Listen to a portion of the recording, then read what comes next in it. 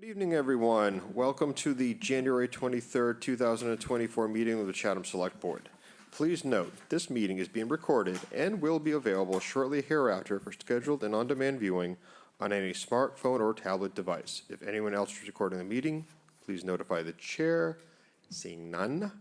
Pursuant to Governor Healy's March 29, 2023 signing of the Acts of 2023, extending certain COVID-19 measures adopted during the state of emergency, suspending certain provisions of the Open Meeting Law, General Law, Chapter 30A, subsection 20 until March 31st, 2025, this meeting of the Chatham Select Board is being conducted in person and via remote participation.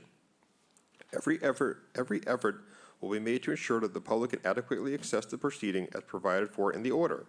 A reminder that persons who would like to listen to this meeting while in progress may do so by calling the phone number 1-508-945-4410, conference ID 203-386-491#, or join the meeting online via Microsoft Teams through the link in the posted agenda.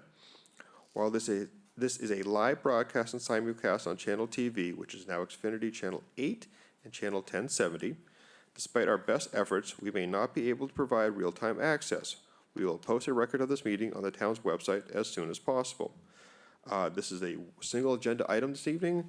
It is the proposed fiscal year FY 2025 Town Manager Operating and Capital Budgets presentation to the Select Board for July 1st, 2024 to June 30th, 2025.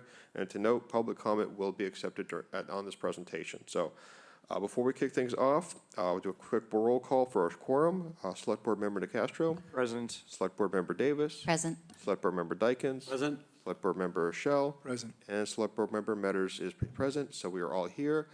Good evening, everyone. At this moment, I'm going to turn it over to our Town Manager and our new Finance Director for this evening's presentation. Good evening.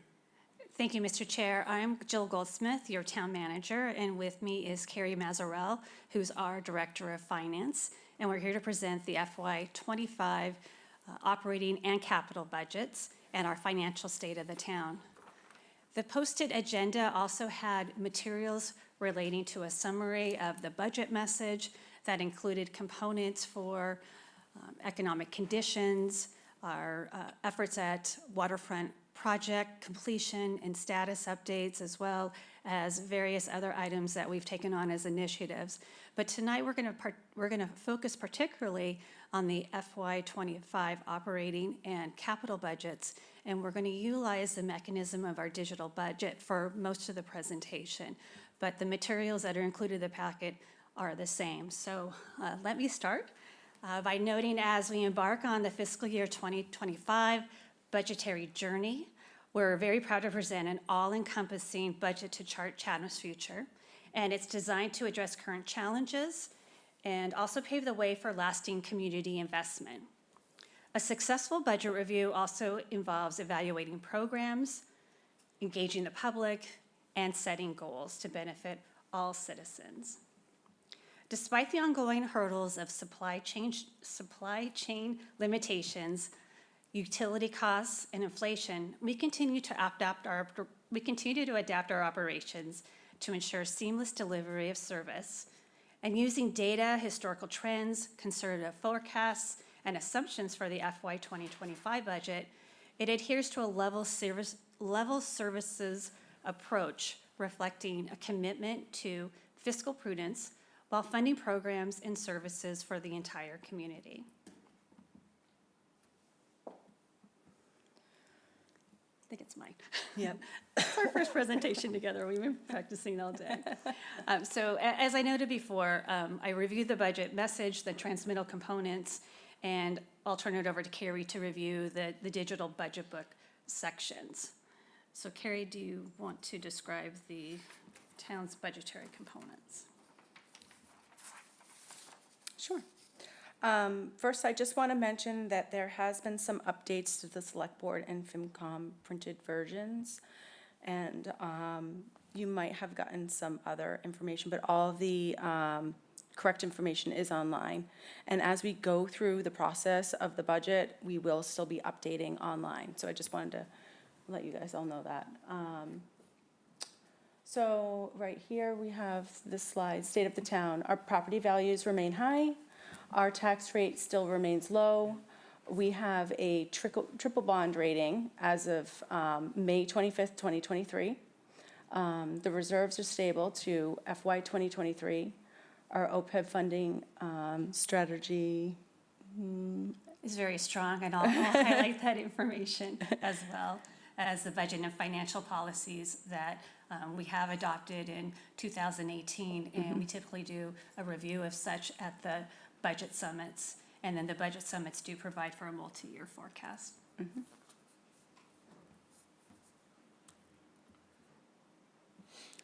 Okay.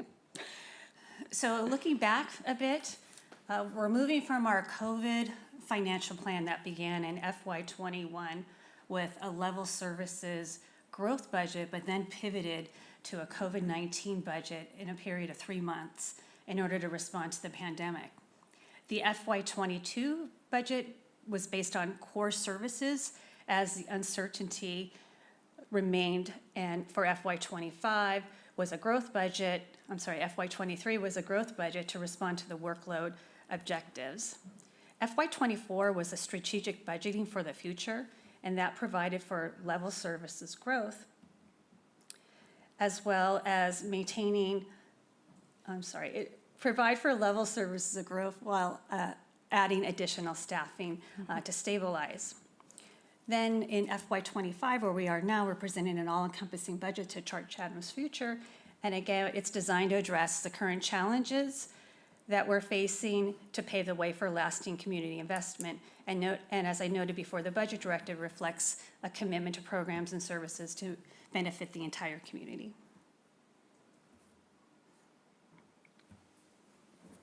Yep. The town's budgetary components include, it's actually on the next slide. Sorry? Yeah, it's just like so here we have the budgetary components. So as we work through the budget, the process is to have a balanced budget with revenues and expenses. Revenues are used to balance the budget include the tax levy, local receipts, and other available funds, which I will talk about in other slides.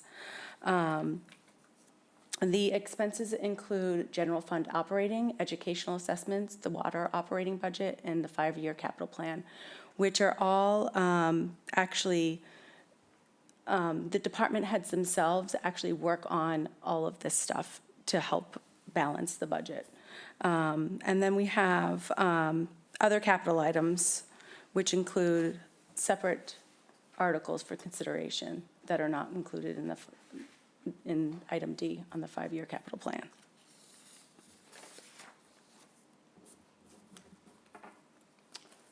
So the FY '25 budget, as you know, we use ClearGov as our budget module, and the digital book includes items such as budget narratives, budget statements, prior year accomplishments, organizational charts, staffing history, and the 2025 capital improvement plan.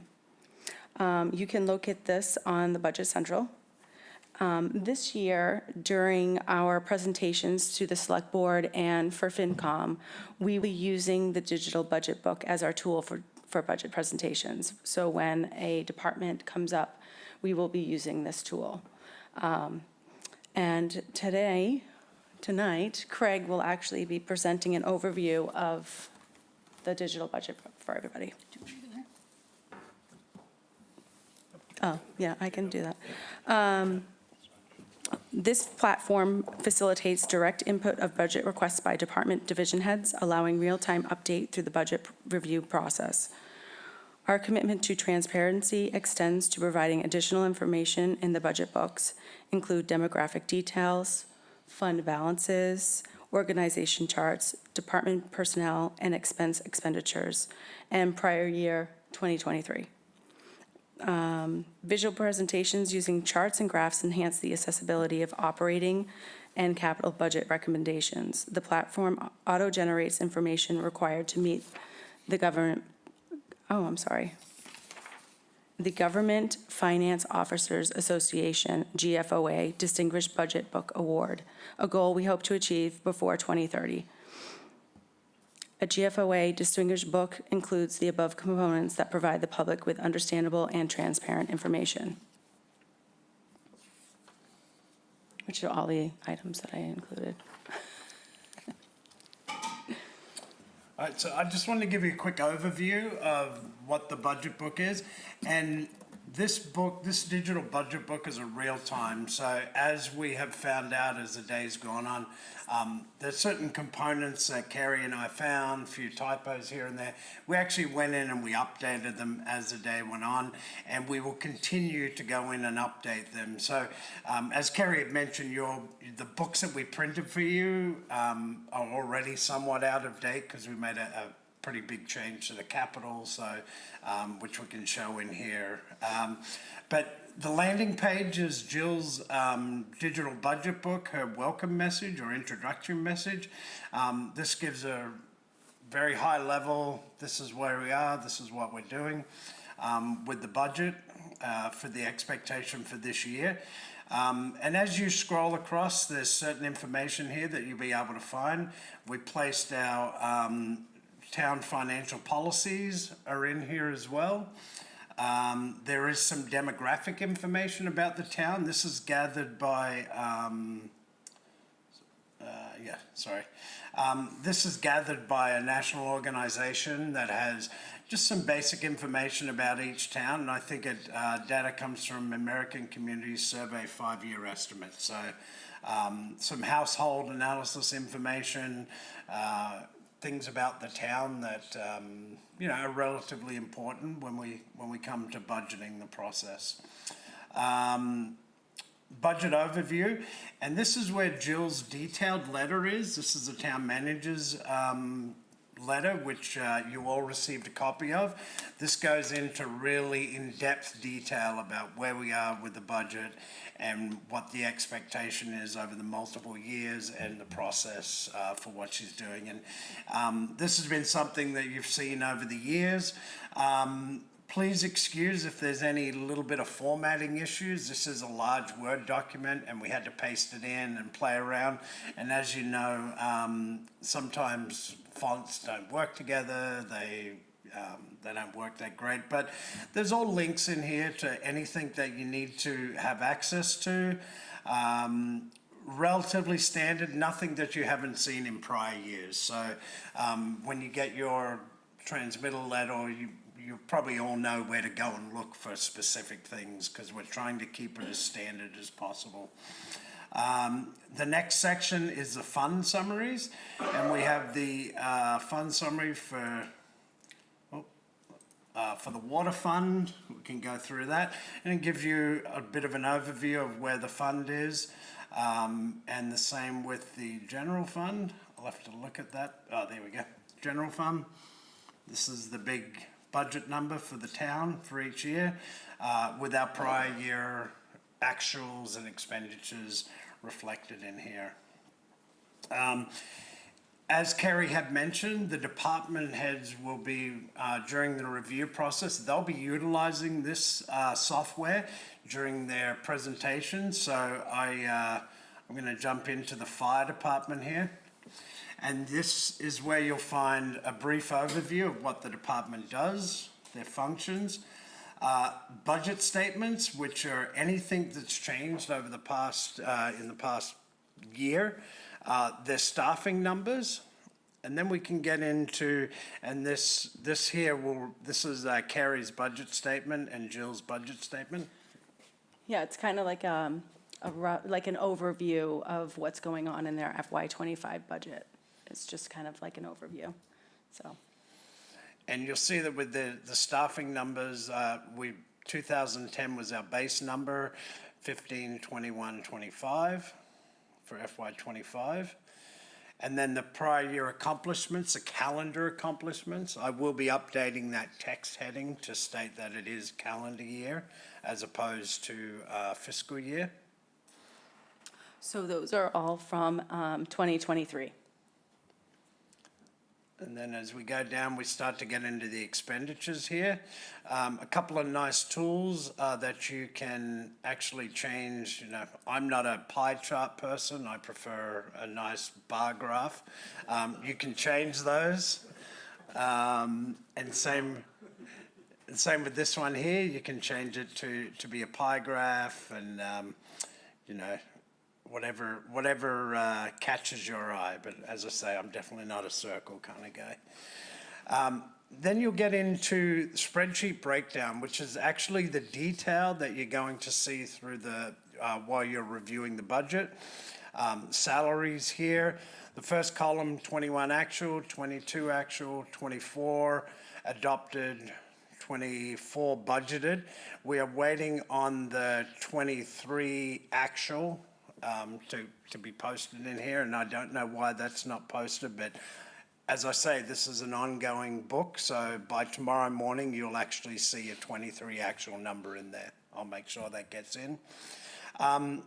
The staff use these notes fields here for if there's a reason why specifically a line item has gone up, and right here, the chief had mentioned, he goes in and each area where there's a change, he can come in and type notes. So this is another good function of the digital budget book, is that the chief can go in and you see a 3%, I'm not sure what this acronym is for, but the chief will explain that when he has his budget.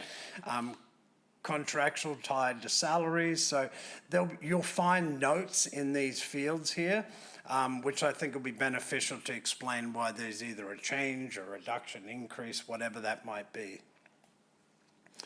And you'll be able to see here all the way across the board, purchase of service, 3% inflationary adjustment. So there's a lot of detail here, and this allows the chief not to have to do a complete budget presentation. You're just going to come in here and here's where the budget's going to be, and you'll ask him questions relating to his budget. Bottom line number comes up at the bottom here for what budget they're asking for. And then the organizational chart, each department has an organizational chart, just so you know what the hierarchy is. The company is working on these charts. Some of them, when they get really big, you can't read them. So they are working on fixing that problem. And then we get into the staffing, which we present every year. These are staffing numbers. These are just images that we're cutting and pasting in from some Excel spreadsheets, because the module for personnel we haven't implemented at this point in time, but that is a future goal, is to implement the personnel side, where we'll put everyone's contractual numbers in, step raises, increases, and it'll just populate the information for us. So this is probably the only part that we're doing offline that will be changed as we evolve through the book. Staffing numbers there. And then the last area that I wanted to just go over quickly is capital improvements. So we get the 1-year capital plan. And this here shows the total amount requested for capital. And the reason why you see a change today in what we printed out originally was that we changed some pay-as-you-go.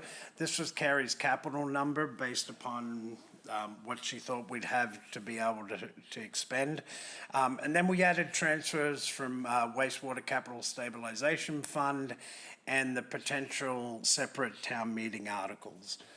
So we wanted to separate that out just to say that it is part of, they are capital appropriations, but they're funded in a different mechanism. And you'll be able to go through each department. It's broken down into each department: natural resources, public works, and we tried to really have the staff provide some good detail about why they're requiring the capital item, particularly when it comes to vehicles, et cetera, as we go through the process. So, and this is ever evolving. We're trying to get as many pictures and images up and as much justification in the process for each of the capital items. So that's pretty much what we have for the digital budget book. This will be live tomorrow morning. It's currently not live. We'll post it up. We figured that the board should get the first eyes on it, so we'll post it up tomorrow morning. It'll be live and available to the general public. And if you do see any edits, please let us know and we'll go through and, as you know, I printed out a copy of this and it was about 700 pages, so there's a lot of detail, so I'm sure I've missed some things here and there. Yeah, thank you. Thank you so much. Thank you, Craig.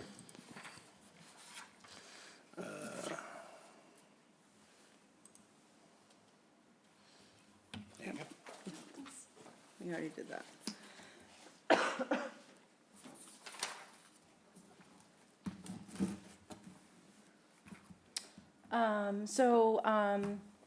FY 2025 budget highlights. This fiscal year, our budget directive reflects a commitment to fiscal prudence while funding programs and services to benefit the entire community. The foundation of the approach is built upon best financial practices and strategic principles encompassing a vision that spans 4 to 10 years, a strategic direction for 2 years, and tactical actions for the immediate future. Aligned with our commitment to priorities, the 2025 operating and capital budget strategically allocate resources to achieve the objective of a resilient and sustainable community. As you can see, with the budget currently for FY ’25, the operating without education assessments is at $40 million with an increase of about $1.9 million, 5.6% increase over 2024. And this currently has no effect on the tax rate, the budget that we're presenting. The funding recommendations include sustainable services and level staffing.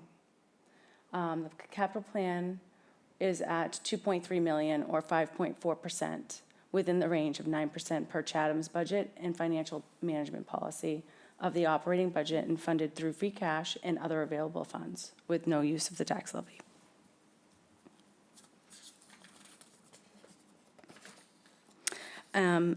Whoops, go ahead, that's fine, yep. Currently, we are estimating property tax to be around 41.7 million, local receipts to be around 10.7, state aid to be 241,000, other available funds to be 7.6 million, and the water fund to be roughly around $4 million.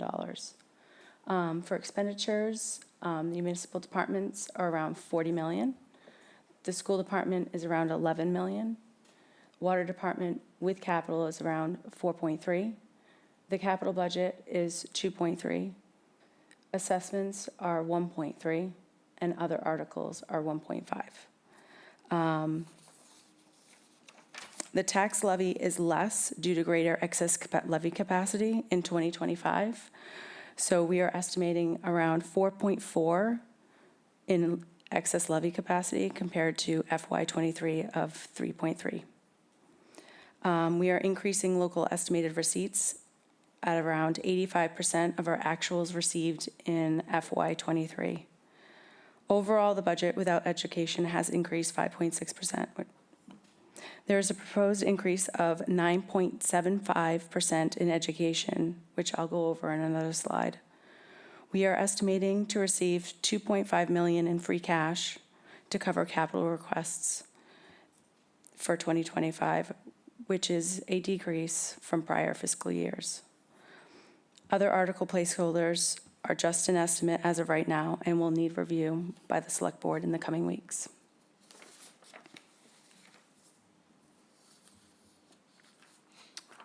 Oh.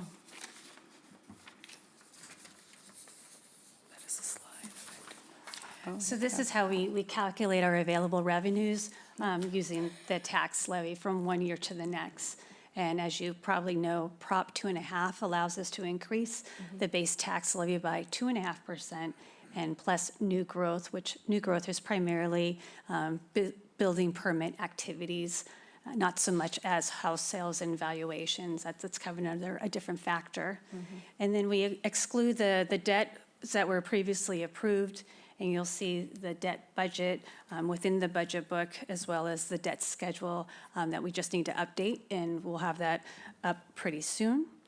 And then we exclude also the debt from the Monomoy Regional School Department.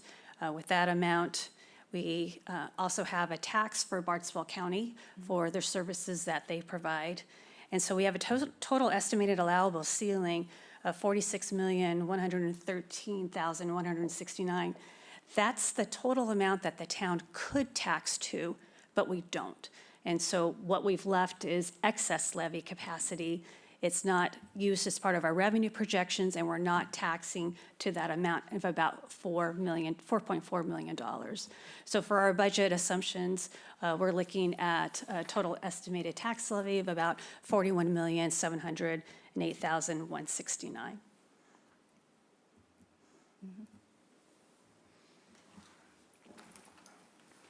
So this chart is our FY 2025 revenues. We are estimating 65% from property taxes, also known as the tax levy. 17% of local receipts, which includes like motor vehicle excise tax, hotel motel revenues, meals tax revenues, departmental fees. 12% of other available funds, which are not included in local receipts, such as sale of lots, perpetual care, public education access funds, and waterways improvement fund. State revenue, we are, I know it says zero, but it's actually, it's a little bit higher than last year. We're roughly estimating 241,000, a slight increase. The governor's budget will be out soon. 6% is the water budget. Other available funds include free cash, overlay, surplus, land bank, and other things as well. This slide goes over our local receipts. As you can see in FY '22 and '23, those are our actuals that we've received, and we still are working in FY '24, so that's the estimated amount for FY '24, and then we have our estimate for '25. Again, these are estimates based on 85% of the prior fiscal year. So FY '25 is based on '23's actuals. And these are, again, the items that include like motor vehicle, departmental fees, you know, just other items that come in that they're kind of like an unknown. So we have to estimate. It also includes the hotel, motel, and Yep. short-term rental Yep. tax as well. Other available funds, these are receipts reserved for appropriation. So these are monies that we get in and we use to help fund the budget, which include Waterways Improvement Fund. This year, we're using $250,000. That's going to go towards the Harbor Master capital and operating budgets.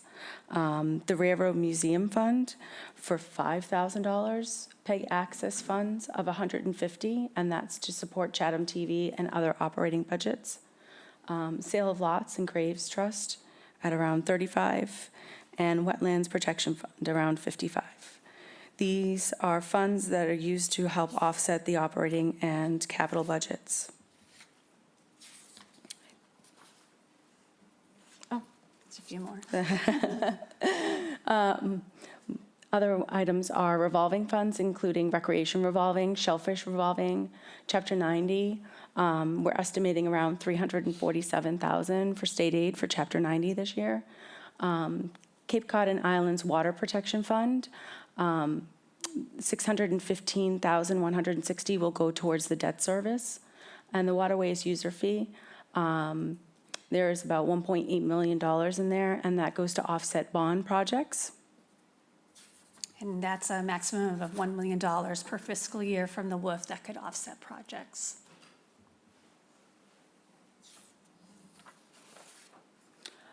This is actually included in the digital budget book as well.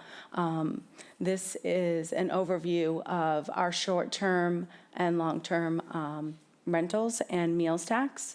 that we've taken in over the last 5 years. As you can see, we are progressively going up, and I know this is something that has been looked at in the past, so we figured we would show you where we're at right now. FY '22 was probably the first full year of the legislation providing revenues to come back to us for the short-term rentals. So when we are forecasting the budget, we are estimating in advance what these are going to be for 2025. So again, these are assumptions like the increases for estimated local receipts. We always do around 85% of prior year actual. And then we have expenses like the debt. If we take on more debt, throughout the year, we're going to have to put that back. We're going to have to include that in for 2025. And then education is actually an estimate right now because they have not voted on their final budget for the year.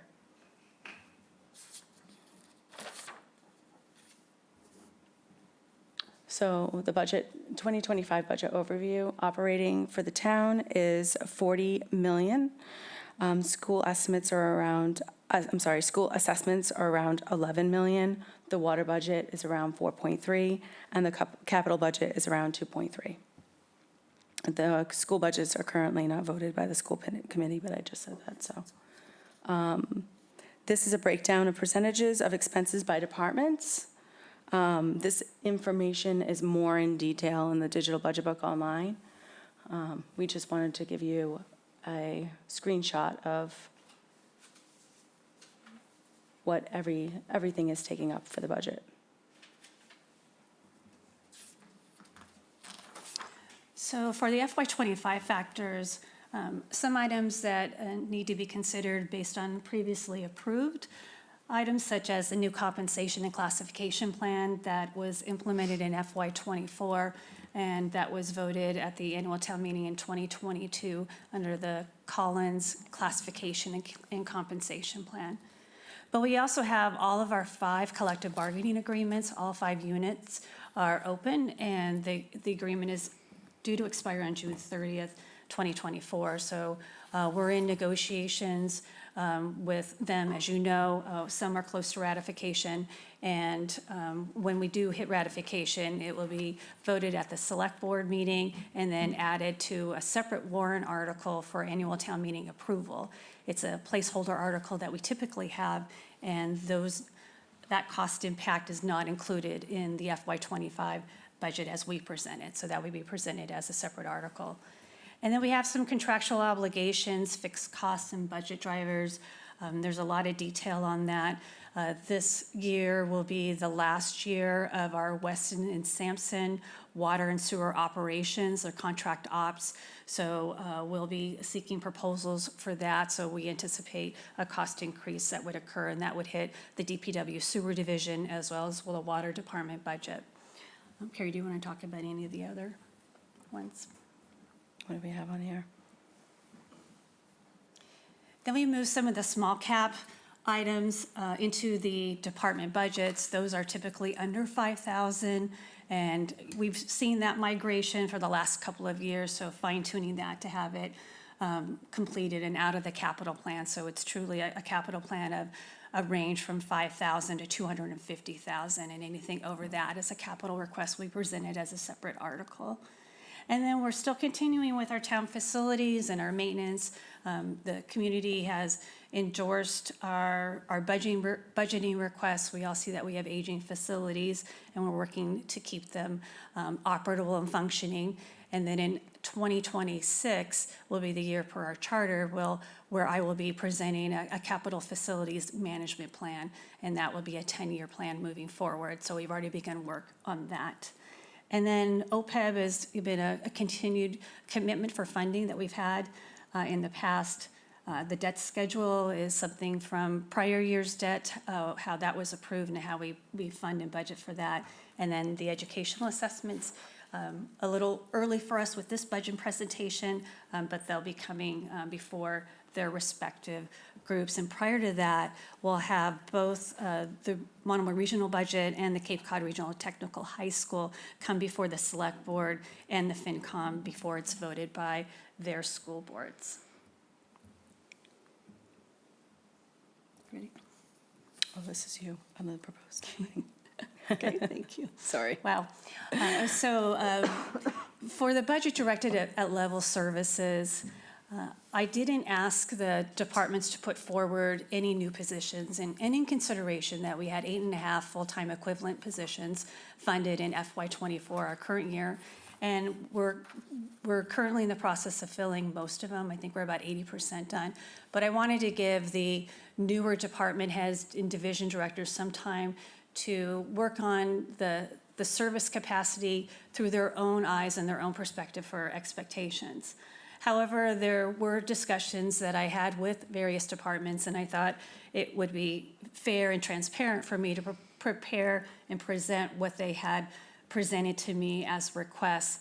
But again, at this time, there's no recommendation, and we will probably review that in further detail with you before you have to transmit the budget to the Finance Committee. So one is under general accounting, and this is a position that's a budget analyst and sticker office administrator. This was one of the items that we talked about last year, specifically for the sticker office administrator, but with that being primarily seasonal, the off-season I thought was a really great time to introduce a budget analyst to manage the budget process, make sure the budget books in the town's financials that are on the transparency side are up to date, and also help with some payroll. So this was an item that I did work with the HR director, Megan Downey, and certainly with Carrie here, seeing just a transition with the department. It's something that I feel that we do need, but in consideration of the other positions, I hadn't put it forward yet.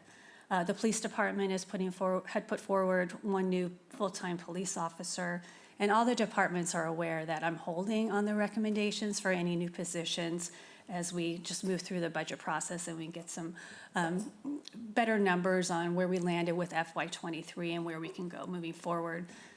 We also had the Harbor Master Division and Natural Resources. This was the boat operator, marine mechanic. That was presented to the select board last year.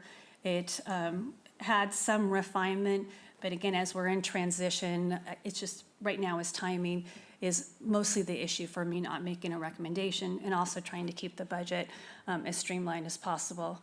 And then the last item might surprise you, but there is a potential building code change that would require an annual inspection of short-term rentals by a local inspector. So I just put out an offer for our short-term rental administrator, and this would be a different position if the building code is changed to require a designated local inspector. So it was put out there for planning purposes. I don't anticipate any reason to fill it. I know many towns are in the same position as us, and to have to then have another inspector, even though we have a short-term rental administrator, fire inspectors, and a whole team that goes out on review. So we're waiting for the building code to catch up with us. And again, it's not the same as the FY '24 funded position. And then total amount for salaries with some outfitting for the potential police officer is about $288,955. So I'm just asking if you would please hold on this until I can get some better information. And I may very well not recommend us funding it, but it's just the timing of the budget presentation. So I wanted to put that forward for you. 2025 operational increases, budget drivers. These are, I'm going to go through some of the departments that had a lot of increases to them for their expense lines. It doesn't include the salaries. But in total, across the board for salaries and expenses, the proposed is $1.9 million, up a 5.6% increase. As of right now, the town manager's department has $16,800 increase for cost of printing and postage and meetings and office supplies. Human Resources had $6,050, an increase for physicals and boots, which are contractual, and meetings and professional consulting costs. They also have an added person to their department, which adds to those costs as well. Legal line had $10,000 increase to increase costs for legal fees. Assessing had $13,000 increase. This is for the revaluation contract that's coming up. Next slide. IT had a $60,250 increase for purchase of services and capital outlay. There is a lot of our purchase of services have increased over the years. Town elections, so in FY '25, it's an election year, so that line is actually increasing by $45,250. Public safety, police department is increasing $5,640, and that's for the increase of uniforms, meetings, dues, travel, and purchase of services. Public safety fire department is increasing $23,102 for meetings, dues, and travel, trainings, purchase of services, medical supplies, and vehicle maintenance. Community development is increasing $13,000 for increased costs of purchase of services and publications and subscriptions. The DPW transfer station is increasing for $30,420 for contracted services with CMAS. DPW and sewer is increasing $126,000 for contracted services. DPW and cemetery is increasing $20,000, increased cost for buildings, grounds, and maintenance. DPW Parks and Grounds is increasing $18,250 for buildings, grounds, and maintenance and vehicle maintenance. Insurance is increasing $127,648 for property insurance and flood insurance. That's roughly 15%. Employee benefits is increasing $383,430 for increased costs in health insurance.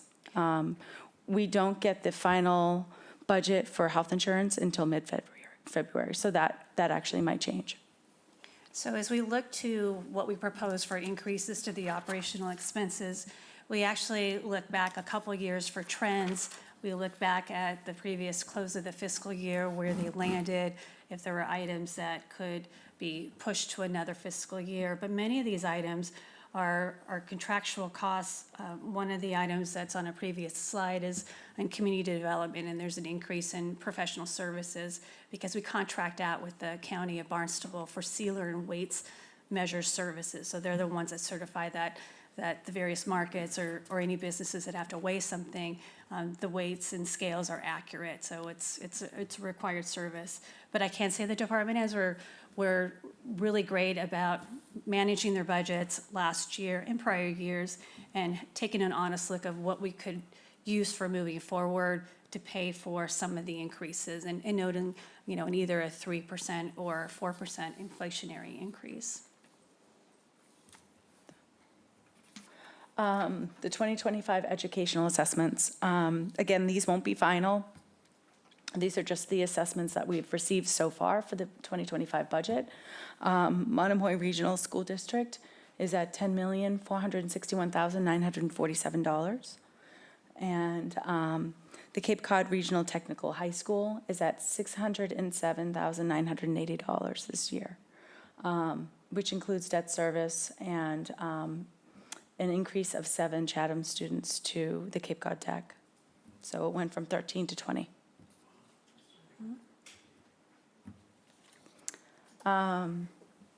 The Monomoy Regional School District, their presentation to the Select Board will be on February 27th. There are no proposed changes to the regional agreement as of right now. The proposed budget has an increase of 5.93%. Chatham's assessment proposed increase is 7.74%. There is a possible borrowing to replace the siding and trim on the middle school, but that has not actually, that's still kind of like In discussion. in discussion. So we just figured we would put it on there just in case it gets brought up by them when they come to present to you. And then the school committee votes on their budget March 14th. And Chatham's assessment is based on a 3-year rolling average for enrollment, and it looks like we're at 23.6 16% for FY '25 versus 23.44% for FY '24, so just a very slight decrease.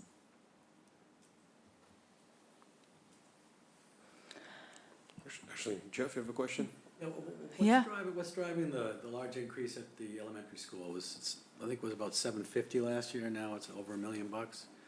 So it's $250,000 or $300,000 over what we paid last year to run the school. So I just wonder what the delta is. I think part of it- We're aware of the middle school repairs, that's been out there for a while, but. I think there's actually more students going to the elementary school, Well, that'd be but a good thing. we can look into it.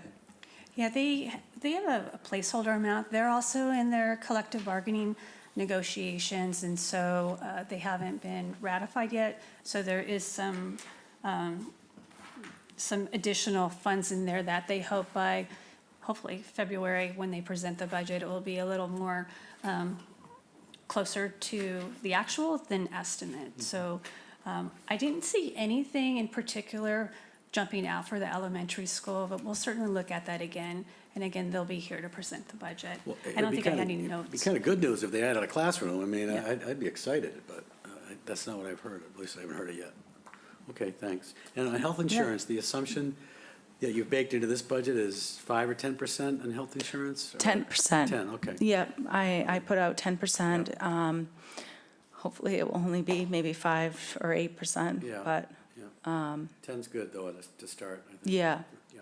And it's the same that the town of Harwich and the regional school district are using for assumptions too. And then on legal, is that just Pat's time out of pocket because we ask him for a lot of opinions and others do as well? Well, we do have a retainer with him, so We the do. additional charges are any litigation, but we also have special counsel for labor counsel that helps us with any personnel or collective bargaining. And we've been in negotiations this year, and if they don't carry, if we're not able to ratify for some reason, then we might bring in legal counsel for that. But we looked at the trends of the past 3 years for both councils. And the increase in the tech school is the largest we've ever seen it. I know. Yeah, It that's was, all right. I was very, very surprised by that. Good. Yeah. And that's not a bad thing either. I mean, No, that's it's not bad. It's not, I mean, Yeah. you know, my kid goes to tech and he loves it. Yeah. So Yep, yep. it's a great school. Okay, thanks. It's a great facility. Yeah, well, they have a Nice and brand new shiny school over still. there. Sure Yeah, is. yeah. Thank you. So the Cape Cod Regional Technical School, we were just talking about, the assessment for 2025 is 607,980. Again, that's just an assessment because typically, I guess the assessment is assumed like 4.5% increase, but because of the 7 Chatham students going there, I mean, that's the increase of 7 Chatham students going there, the increase is around 60%. It's, you know, it is high, but, but their budget will be finalized in late January. And we're still awaiting on the health insurance vote and Chapter 70 figures to come in for them. Mike, your question? Yeah, well, I just want to refine Jeff's question about the elementary school. There's a big increase from last year, but, and it took me a while to find it to confirm, but it went down last year from the prior year. So, and I'm not asking you to explain that, I'm just Yeah, that's saying, fine. as you're looking at all of that and figuring out what happened, Yeah, I'd look at both the changes from 2 years ago as well as from last year. absolutely. year. No Thank you. problem. Yeah, you're welcome. This chart just is just a chart of the Cape Cod Tech School and what your assessments have been over the past 5 years. The Water Department budget, this is a separate article. Right now, we're estimating around $4.3 million for the budget, which is a 12.4% increase to 2024. The salaries will be around $273,000. The expenses, including contract operations, are $2.2 million. Indirect costs paid to the general fund are $329,930. And the debt service is $1,595,000 $87.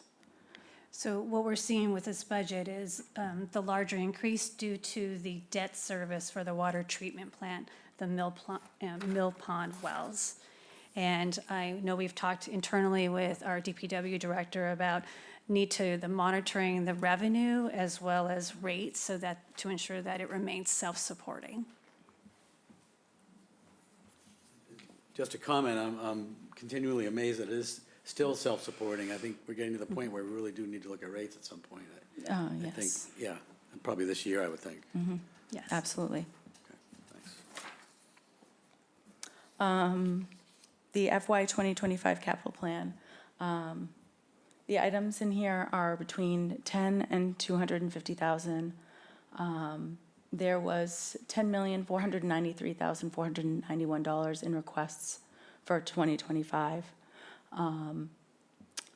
There is $2,367,220 recommended using free cash in the amount of $2,154. There are other articles that are up for consideration but are not included in this, as Craig had spoke to earlier, which would be like separate articles. All capital items requested are included in the 5-year capital plan for an overall financial picture. And it's, our capital plan is at 5.4 of our operating budget, not including warrant articles. Actually, hold on one second. Mike, you Yep. may have a question? Yeah, well, I have two. One is I thought when Craig was explaining the budget book, I thought he had shown us this number, meaning the capital item, at something like $5 million, and he made a comment that that was a change from what you were showing us. So I'm just wondering, should we be thinking about 2.367 or something that starts with a 5 when we're talking about capital? Okay, so let me explain.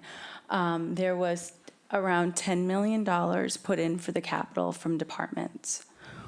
We are putting forth the 5 point something that Craig showed you earlier. The 2.367 is paid out of free cash, and it's also going to be used like other funding sources, and I'll go over that in another slide.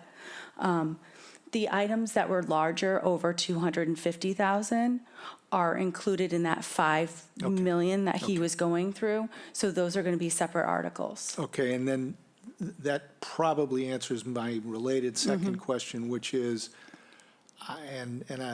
this is from last year, I thought we generally would fund up to the 9%, whatever it was, whatever it is, when you do the capital budget. Correct. Is that going to be the target when you get all those So- other sources together? It probably will be the target. So unfortunately, this year, we are only estimating around $2.5 million in free cash. So in previous years, the free cash has been higher. So, And part of the reduction in free cash is that a special town meeting had allocated a portion for the Bell filter press. So that was through the intermunicipal agreement with Harwich that had rolled over each year. Now that's actually been appropriated. So this amount of free cash kind of gets us back to maybe like 2013 or so levels, and we certainly have that data. If it's not in the book, we can provide it. So we're looking, as it's noted here, 5.4% of the operating costs. But I know that we want to be able to,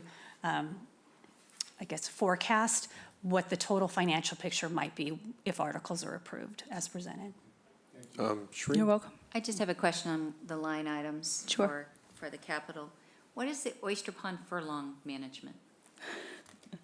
It's $100,000, so just curious Yes. as to what it is. Greg, do you want to speak to it?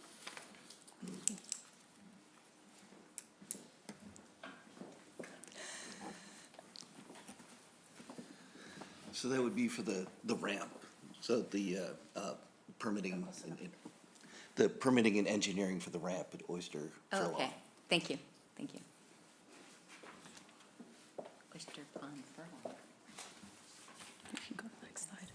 Dean, question. Yeah, this is for Jill, I think. So the consulting and engineering account in your department has been steadily at $100,000. We have had numerous occasions when various suggestions from the board occurred to tap into that fund for different consulting projects. Do you feel that 100,000 should remain at steady, or should we increase it? I mean, Yeah, I'm comfortable with it at 100,000. We have some carryovers from previous years that were my earmarks for the fund that we didn't need, or we got a grant to offset some of the items. So I think even with the study that will begin very soon for 193 Stony Hill, it does have the capacity to cover that. But that we're close to town meeting, if there's any other general engineering type of work that needs to be done, I could always propose for the select board to put it as a separate article. But I'm satisfied with $100,000. I don't think it needs to be any more. do unused amounts go back into the general fund, or do they stay? No, they roll over each year. They do roll over. Yes, so it's allowed to accumulate. And that's why we have the capital items on a separate warrant article, so Yeah. that they can roll over for a certain amount of time. But in this particular account, do they roll over? Yes. So what is the current total in that account right now? Do you have that handy?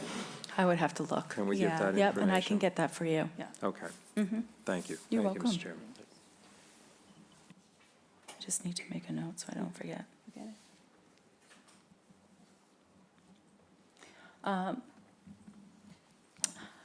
This slide is just an overview of, so FY '24 actuals of what was approved for FY '24 capitals was $3,674,000.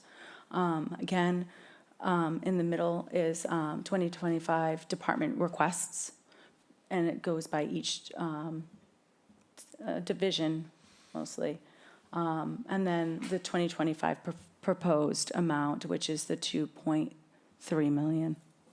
And so articles that are not funded in FY '25 will roll over, this is for capital, the items requests, if they're not approved, they'll roll over in the capital plan to FY '26.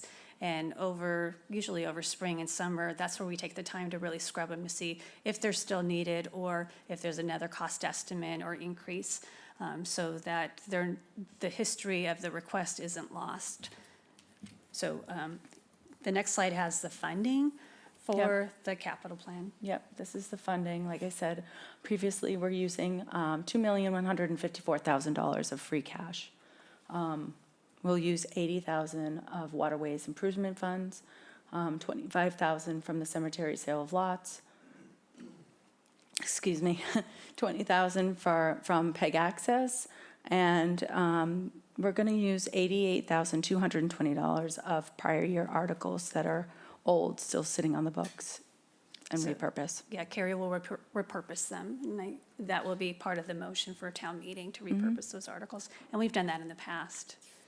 And then, as you've seen before, we have our capital review criteria. These are the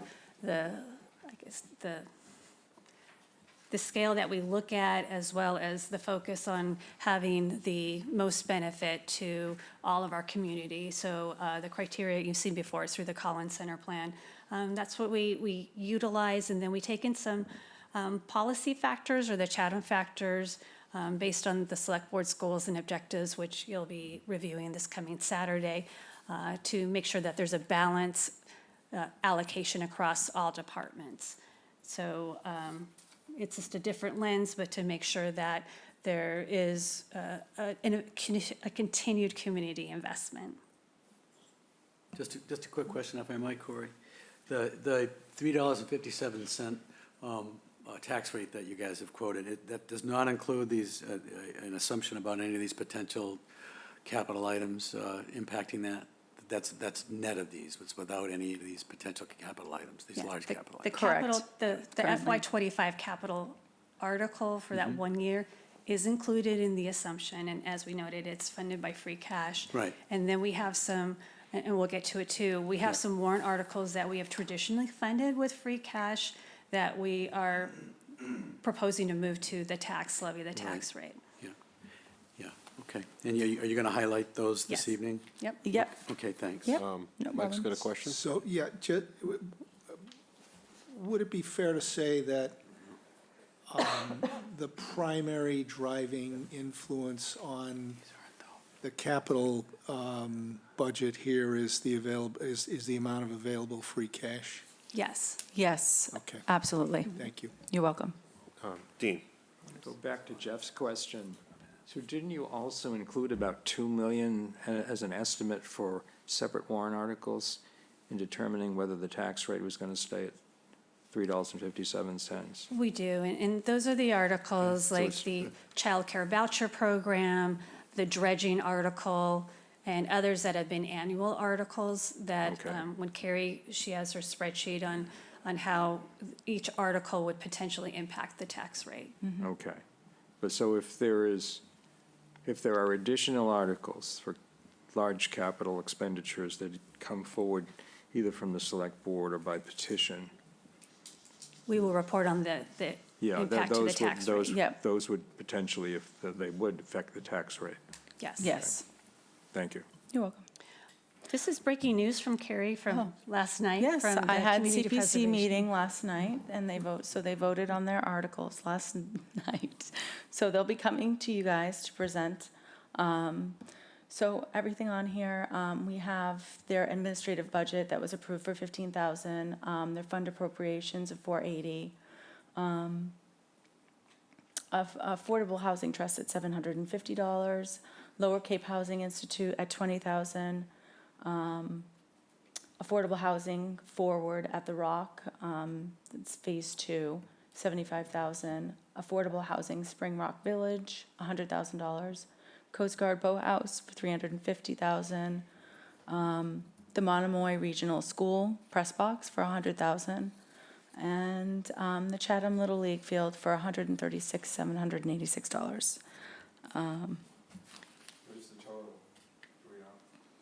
Oh, I didn't even put that down. It was 1.5 something. Sorry. No, I take The, Do you want me to go back? go back to the other slide. Please, thanks. So the third one down, the Affordable Housing Trust, didn't they request only 500,000?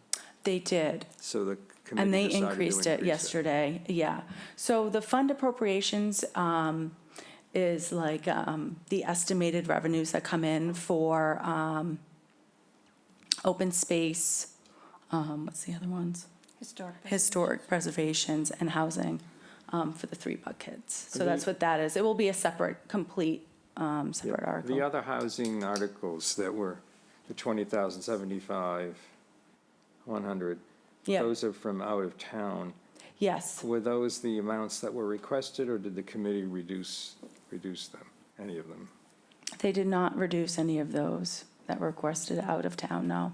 Were there Like the any other- Forward and the Spring Rock are what they presented, and that's what they approved. Were there any other out-of-town ones that were presented but not There recommended? was another one that was an application, but they never got back to us Okay. about doing a presentation.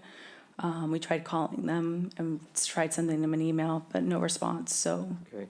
The 2 that are blank, are those we anticipate further recommendations, or do they vote all their recommendations? So last they time? did not vote on the OCRT Main Street Route 137. That was like a bike path. Consultant. Yes, thank you. They did not approve that. And the open space is just the 170 that goes in the bucket. It's actually included in that 480 up there. Okay, Yeah. okay. Thank you. Quick question, the press box at the Monomoy, that's also being presented to the town of Harwich, too. That is one that's, yeah. Yeah. Yep. So they have to, there is a stipulation of them. If they do not approve it, then they will not get the money from us. Yep.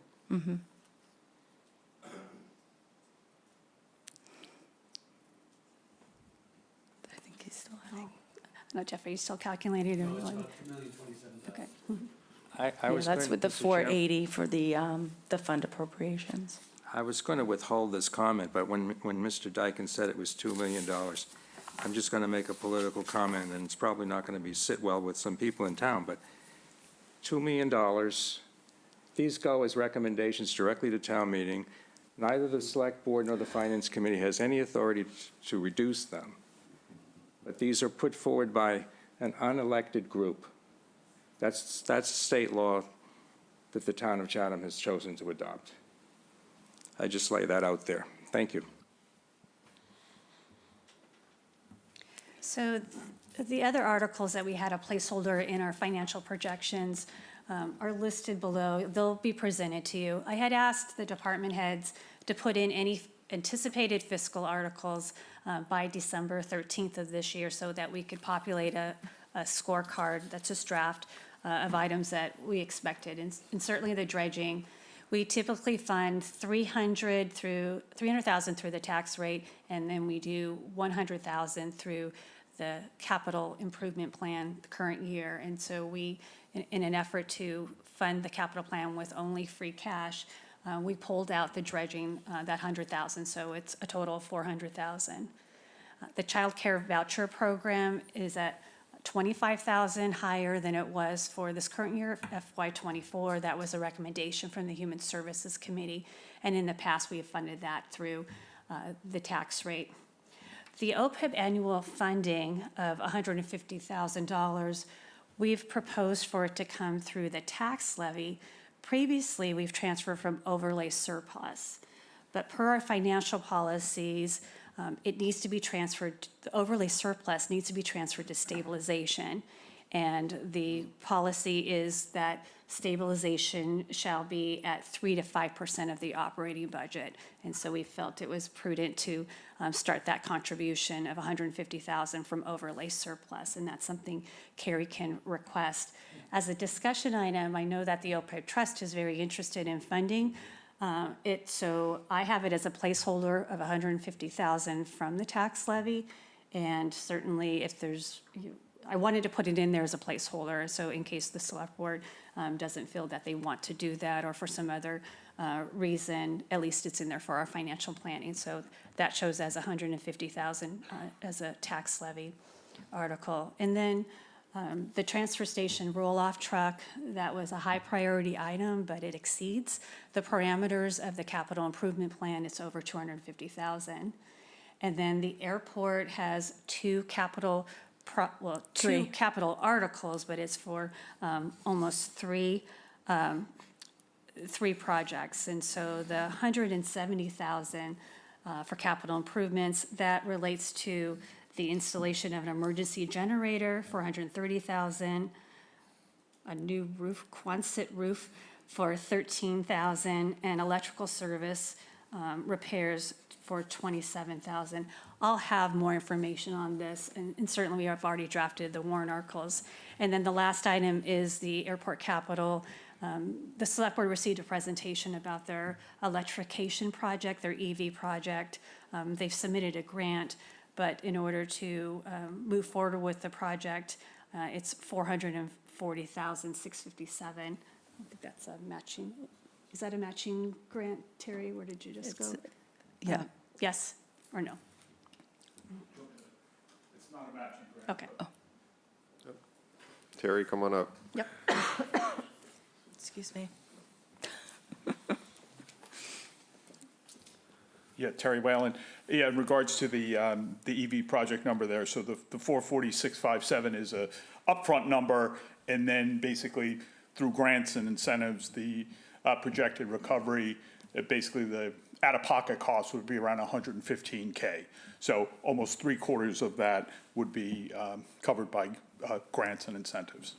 Okay, Jeff, then Dean. Yeah, thanks, Corey. I just had a question on the OPEB annual funding, your comment about not using the overlay surplus, but putting on the levy for this year, which is different from prior years, many prior years. Yes. Now, if we were to say, yeah, we think it's appropriate to be on the levy, that's not a separate warrant article at town. We would bake it into the levy. It is a separate warrant It is a article. separate- Yeah, okay. that's how Okay. we do vote it as a separate warrant article. Or we So- can decide to pause. But I had just anticipated the trust would want to move forward with their town contributions. Well, I just want to make the comment also that we do have other funding that now, this is, I think, the second or third year we've had the other funding, second year maybe, approximately $500,000 that we're investing in the OPEB trust. So we have, I just want to see, this board with that thought. And then so you're saying we have to transfer the overlay surplus into the stabilization fund, and there it sits. Yes, until a rainy Yes. day where we have, this is a general stabilization Right. fund. It's not for capital. It's for any Okay. rainy day activity that the board What would if, recommend. what if we decide it's raining in the OPEB trust? And that could be, I mean, it could be Yeah.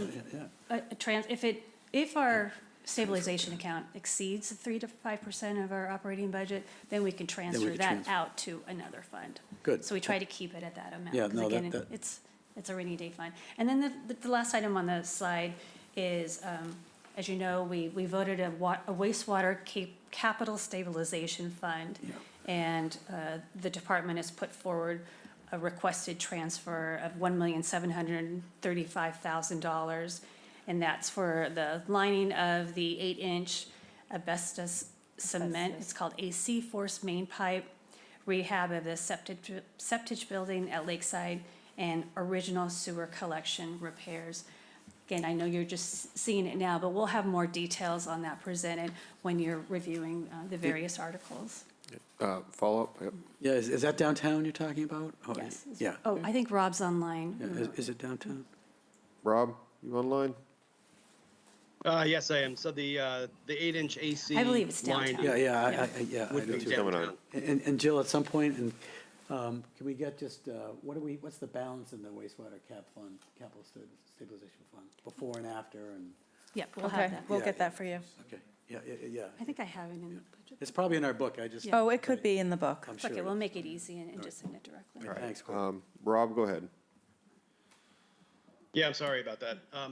Yeah, the 8-inch AC lining would be along Main Street and Chatham Bars Ave. If you can hear me, okay. We can. Thank you, Rob. Dean?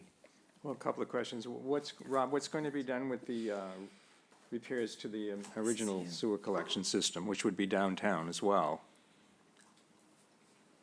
Yeah, we're still formulating, exactly what needs to be done with that. So it'll be in my report once that's finalized. Okay. And I want to go back to OPEB. So I support putting $150,000 from wherever into OPEB. We've made a lot of progress in OPEB as trustees. And fortunately, we're down to 14 million is the estimated payback at the present time. But we've been putting 150,000 in for a number of years. Mike, I want to go back. Do we have to have that as a separate warrant article? Or can that not be in a line item in the regular budget? No, we don't have a department technically for the OPEB trust. And so we have, it's an accounting fund that we have, and we typically have a separate article. I think I'm right, but I can look at, I didn't bring the draft warrant the warrant from last year. I've never seen it in the operating. Okay, I've only ever seen it as a separate article. okay. And And it's probably typically because it needs a vote, Okay. to go into there, so. Okay, understood. And back on the airport items, so do I understand correctly that neither of those items is eligible for the 90% funding from the feds and 95% funding from the feds and the state? Yes, When you're Terry's talking nodding. about grants, you're talking about a different type of grant? Okay. Yes, Corey, he says I'm sorry. correct, yeah. Terry is nodding yes. Thank you. All right. Mike? So then there's other potential, okay. One question here. Yep. I thought I understood, but then Dean got me confused, so I need to. Oh. Just turn your microphone, Oh, please. sorry, I thought I punched it, sorry. The 2 million, which I think is for the, not the belt filter press, but the 2 million of additional capital that Dean referred to, I guess it's for the transfer station, I thought that would go on the tax levy. Yeah, Well, that's a discussion point, because we have excess capacity, as we talked about, so it would still need a warrant article, and I believe it might just be a majority vote if there's no borrowing. I have it in here as a potential borrowing authorization just because of the amount. So Okay, if it's understood. not excluded debt, it could be just a majority vote. It wouldn't be like, it wouldn't have to go on well, I'm a, less concerned about the vote than I am, is it Okay. going on the tax rate or not? And if it's not covered by,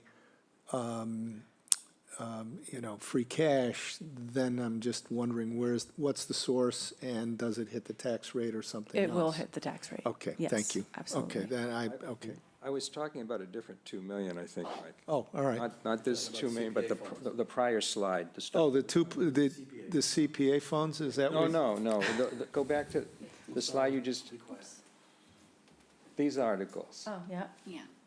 I didn't add them up, but that was, when I spoke earlier, I thought there was about $2 million in these items. That was reflected in your, Our assumptions for the, yes. in your presentation, so that if these are all approved, Yep, your tax rate's still going to be $3.57. right. Well, That doesn't yeah, include the not, other ones. I can't say that like 100% No, I sure, understand but- that. It's subject But to change. definitely dredging, childcare voucher program. Yeah. Those two articles have been, what we anticipated coming from the tax levy, and it didn't trigger another cent or percentage point. Yeah, you assumed about another $2 million worth of expenditures that were going to be included in the tax levy. That was the 2 million I was referring to, not the 2 million for the transfer station. Okay, so, but I mean, just to be clear now that what you're saying is, however they are funded, you have taken these into account in making the statement that the tax levy doesn't change, the tax rate doesn't change from 357. Is that Correct, on an these accurate ones. statement? That's Okay, correct. Okay, Yep. thank And the you. smaller ones, Yep. yes. And the 1.735 is actually a transfer, it has nothing to do, it's coming from a different type of fund, so. Yep, and we'll get you the balance for that. And then, so just looking at the larger ticket items per se for potential borrowing authorization. So the transfer station Phase 1, which is the priority 2 phase of the project, we still need to get some better numbers, but that would be a separate article for town meeting. Carrie just noted that if it's within the levy limit and doesn't require an actual a Proposition 2.5 override, then that would be funded through the tax rate. If it is funded through a debt exclusion vote, then it won't hit the tax rate until the first year of the project. Borrowing. Yeah, the borrowing, there's a lag, so it's usually a year later. The last one, you might be surprised to see, but we've been talking a lot about this internally, is about reauthorization and replenishment of the 2017 waterfront bond article projects. And so we'll have a separate discussion with the board or an agenda item to talk about this. The year-to-date expenditures, as well as the projects that have been completed, that is in the transmittal memo. That's current as of December 31st, 2023. So we're looking to finish 90 Bridge Street. We have Riders Cove.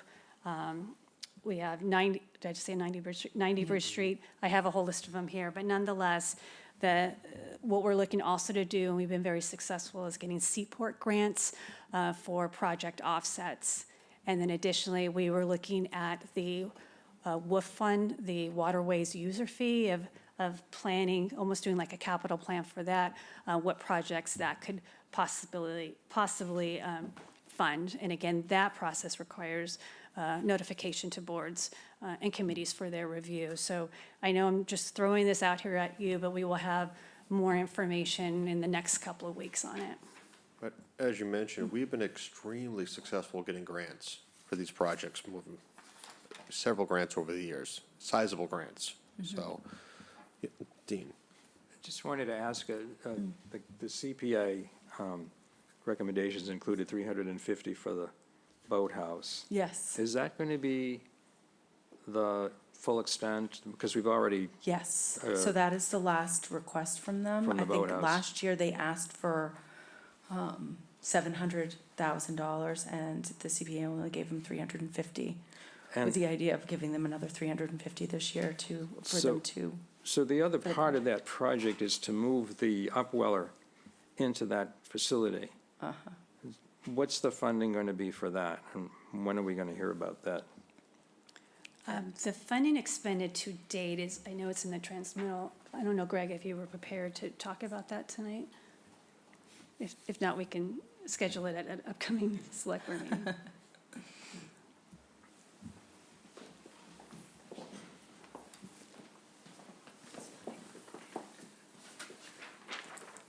I have this if you want it. Right, so, You got it? yeah, that one's still just the bulkhead work. We've broken it up into various phases. So the dredging and bulkhead is, the dredging is currently being worked on as we speak. The next phase is really construction of the bulkhead. And then after that, we have the piers and floats. And then after that, when the building is brought back, is when we do the outfit with the CPA money on the outside and then redoing the upwellers. Came all the way up here, but we don't have a grant lined up yet for the upwellers. So a lot of that might have to come from the WOOF or the bond, but it's, certainly what we are looking for is additional outside funding to be able to offset that. But that would, be many months, if not a year, into the future that we'll be looking for that. So there's a potential that we could apply for a grant for the upweller relocation. We have not identified one, but we are still looking. Could we apply to the Seaport Economic Council for that? Well, we have a Seaport grant, and as soon as we spend that one, we're definitely going to be applying for Yeah. another one. I'm not sure whether that would be for the piers and float stage or for the upweller stage. Okay. But that's definitely one of the ones we'll be shooting for. Our coastal resource director said very good luck and fingers crossed. Okay. And let me just, I want to just one. Yeah, I just wanted to add something. So this has nothing to do with what your exchange just now, but I wanted to say one other thing about the CPA. I want to make it clear, I'm not quibbling with the actual recommendations. I just have never liked the process that the select board, the elected representatives of the public, you don't have to accept this lecture from me. You're in the line of fire. That the select board, the elected representatives of the public, have no role in reducing recommendations from an unelected body. That's what bothers me about the CPA process. Thank you, Mr. Chairman. Sure. I just wanted to say that I had been talking with with Ted and Renee, and we had a small meeting about opportunities that might be out there, and that NOAA has some Salt and Stall Kennedy money, and there's other USDA money that might be available to pursue, though it is a lengthy process to look into it. But hopefully there could be some money there for the upweller. Thank you, Shireen.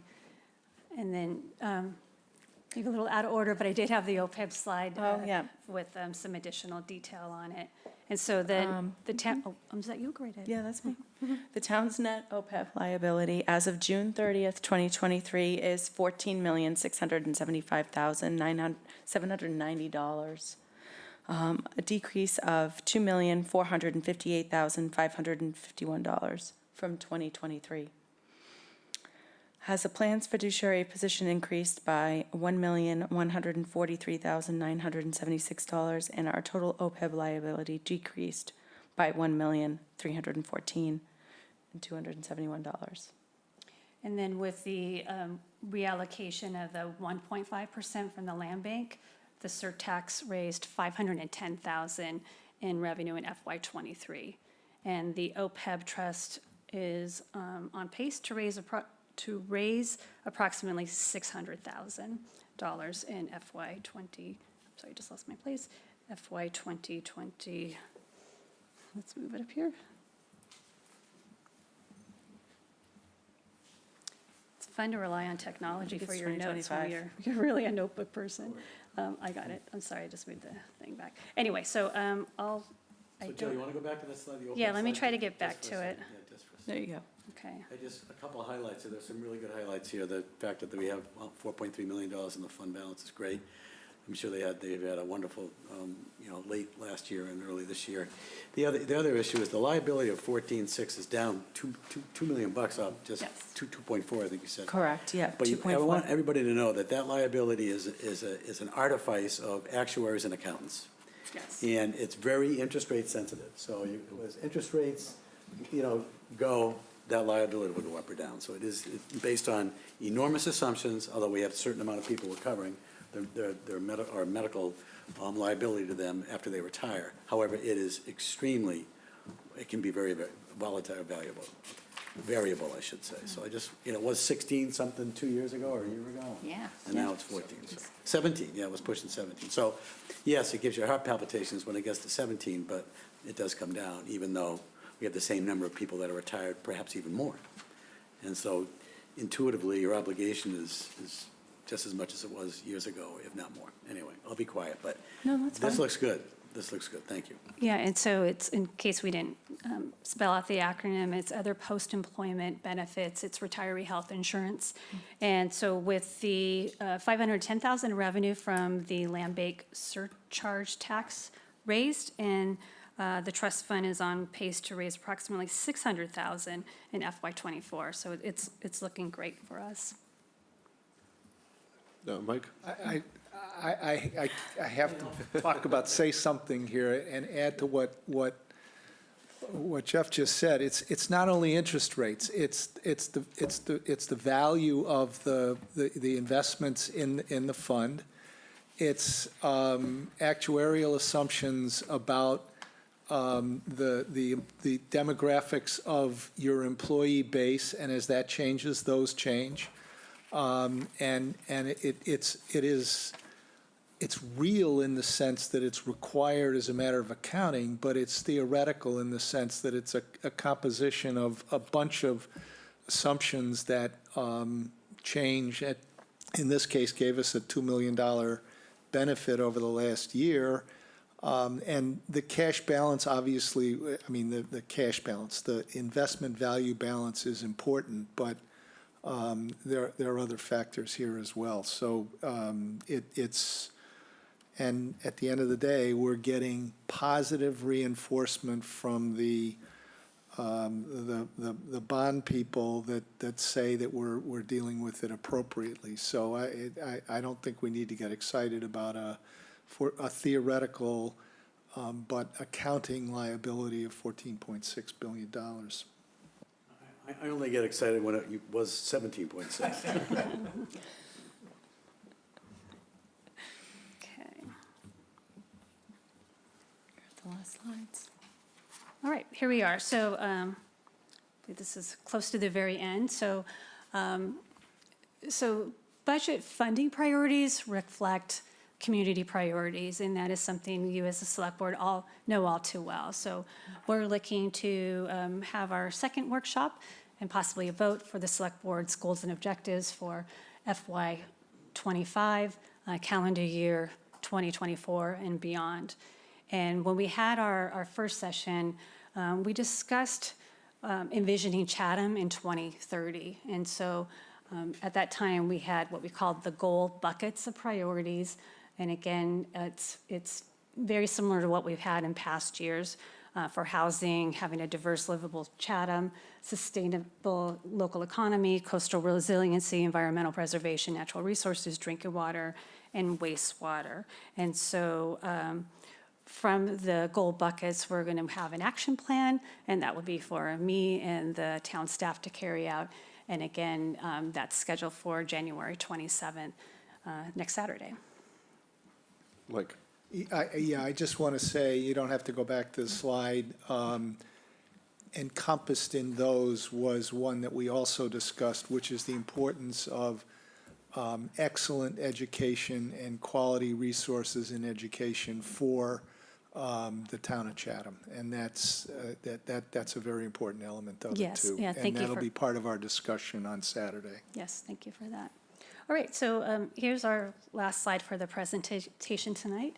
It's where we go from here. So we had the proposed budget presentation tonight. As I just mentioned, you'll review your calendar 24, FY 25 goals and objectives on the 27th. The Finance Committee, through our bylaw, they give you preliminary recommendations before the Select Board votes your approved budget to transfer to the Finance Committee, and then for them technically to start the review of the town department budgets, but they start well before February 27th. So just want to note that I have a tentative date for February 20th for either the chair or representative from the FinCom to come in and make a presentation, and then the bylaw actually says before March 1st, the Select Board has to approve the budgets and transmit them to Finance Committee.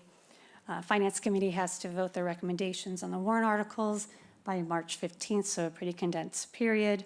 We're looking to close the annual town meeting warrant on the 19th of March, primarily so we can finalize it, but it also requires that through our bylaw that households receive the warrant 14 days before the town meeting. We can post it definitely well before the 14 days, but they have to have it at their households, and there's some delays sometimes with the mail service. So we would just want to make sure we get it done in time.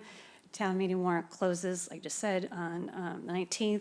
Annual town meeting is on the 13th, and then the annual town election is on the 16th. That's a Thursday, a few days later, and that's included in our bylaws. So I know, thank you for being very patient. That concludes our presentation tonight. As Carrie had mentioned, the digital platform will be uploaded. We'll continue to give you hard copies. Your book might look a little messy, but if you're up, 24/7 at some point, if you scroll online, you'll be able to see it.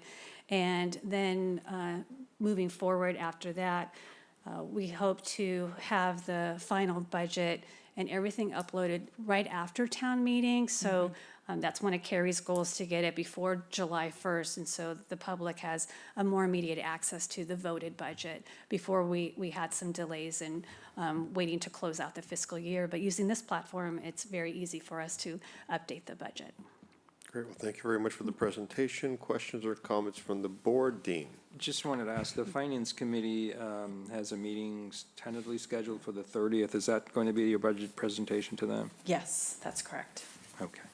Yes, Thank you. and moving forward with the departments coming before the Select Board, we'll start next week with public safety, as well as, sorry, Corey, there's another full agenda for next week, which we can That's fine. discuss. And then every week after that, the FinCom, the staff presentation to the FinCom will follow by either a day or a week. So it's pretty condensed.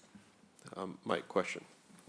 I know why it's not in there, and I know even if you tried to put it in there, it would be hard, but I wonder if there is a number with respect to the largest potential impact on the budget that the results of your labor negotiations could have. In other words, basically, the total of what everybody's asking for as an aggregate number, so we could just sort of evaluate what impact it might have on the budget. Yeah, definitely. Oh, if you want it right now, I don't have it right now, so, but we will. And we've just concluded negotiations with one group, as the board may know, and then we're in with two other groups that are getting close to be finalized. We'll present the fiscal impact when we meet in executive session, and certainly once it's ratified, that will be included in the warrant article so the public can see what the total fiscal impact is. We're still working on that. These past 2 weeks have been pretty focused on Yeah, getting no, the budget. and if you have the number, I'd be interested. If you don't, I fully understand, and we can withhold our anxiety here. Thank you. Yes.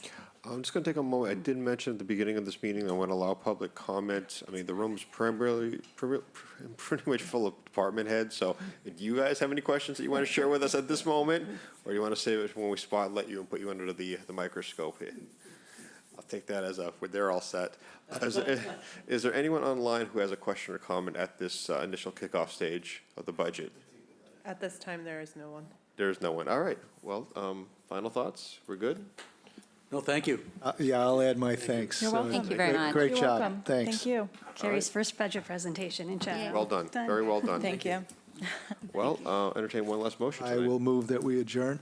Do I hear a second? Second? Okay, all those in favor, Select Board Member DeCastro. Aye. Select Board Member Davis. Aye. Select Board Member Dyken. Aye. Select Board Member Shell. Aye. And Select Board Member Matter says aye. Good night, everyone.